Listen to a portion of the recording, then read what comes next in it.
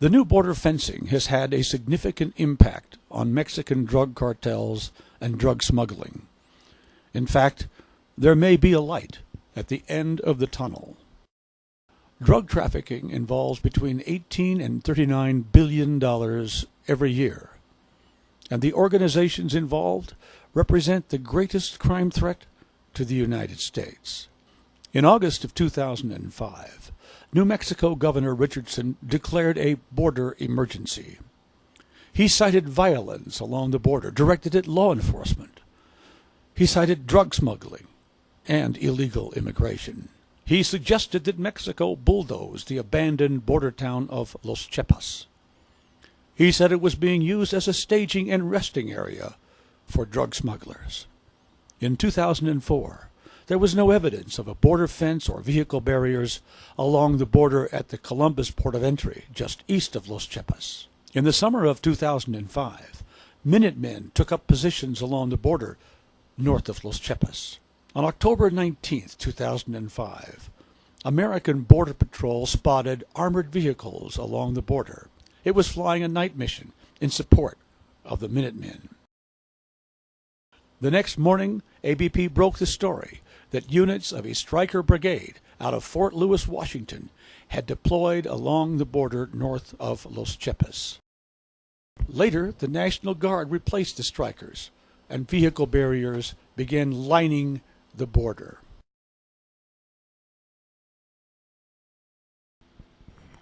In 2007, the Department of Homeland Security constructed a 6-mile-long fence adjacent to the Columbus port of entry. It was 18 feet tall and very difficult to climb. By the end of 2007, the National Guard was gone, but fence construction continued.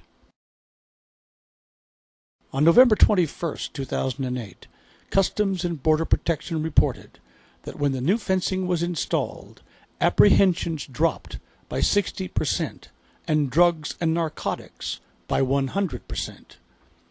Today, Columbus has more than 8 miles of fencing and 22 miles of vehicle barriers. The Yuma Border Patrol Station includes the Barry M. Goldwater bombing range. For years, it has been a favorite of smugglers running drugs into the U.S. In the following, you will hear the crew of an American Border Patrol aircraft as it flew west from the spot labeled A. This is part of ABP's Operation Beef. I actually got a 2-track right here going to the United States. These are vehicle tracks running into the Goldwater bombing range. And we have to print her out a database. Okay, I got tracks in the wash going to the United States.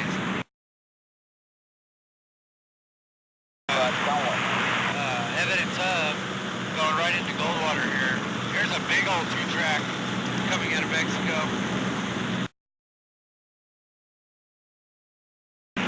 These washes connect and go all the way up to Interstate 10. 1 year later, the ABP crew flew past the same area. This time, a fence had been built.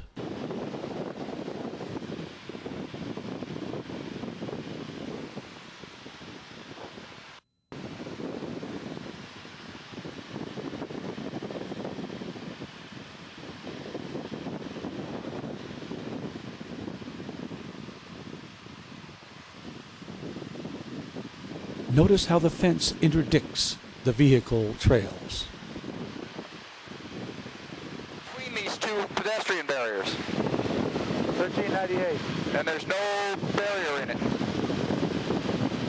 We're tampering. Give me some close shots if you can. And this is a fence. It is not a small vehicle barrier. It is at least 13 feet high.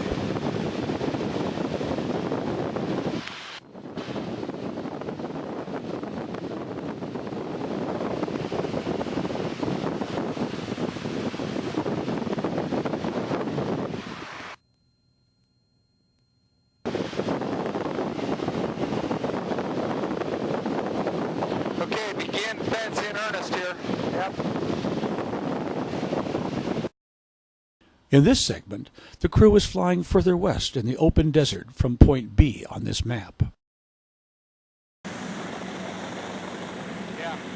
all Barry Goldwater military range right there. That's right. And Highway 2 right there underneath us on the left. Showing both now.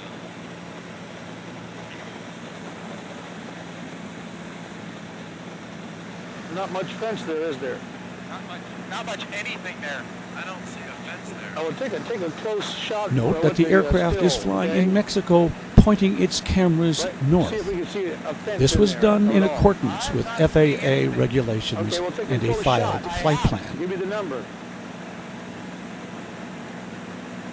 1052, 1052. 53 and 54. Okay, at 0199. Photo 1052 shows a wide open border with no fencing. In fact, the crew couldn't even find a no trespassing sign.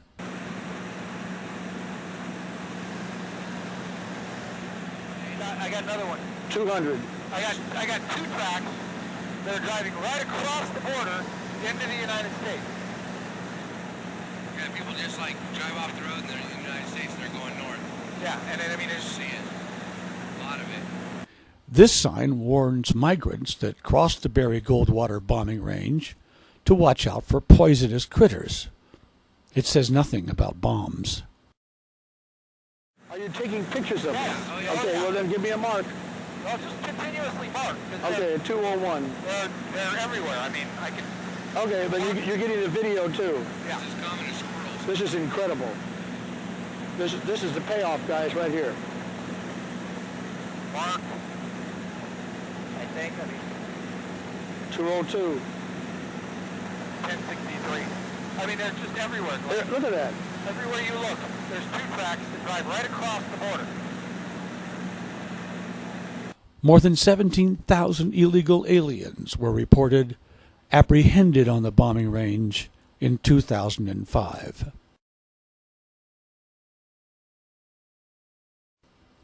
Six months later, the Goldwater Range was protected with 40 miles of fence.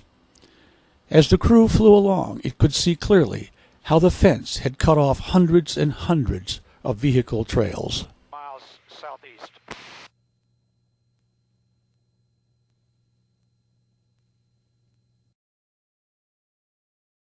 In mid-2008, American Border Patrol's Operation Beef flew a mission over the sand dunes west of Yuma.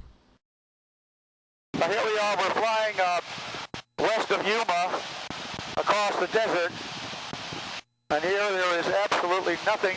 We have no barriers, we have no border patrol, we have no cameras that we can see. What's to keep drug dealers? Yeah, great. What's to keep drug dealers from using those things at night? Nothing. These dune buggies were riding right across the border. They couldn't see it because there was nothing to show where the border was. A drug smuggler's delight. Yeah, it's not much of a border. I'm going to zoom in and see if I can see if there's any fencing there at all. There's not. There's not. No barbed wire, no nothing. Nope. This monument marks the location of the border, probably used by smugglers for navigating in the dunes. Now, new fencing stops their northward trek. In 2008, the entire desert from Yuma to Calexico was closed off to smugglers.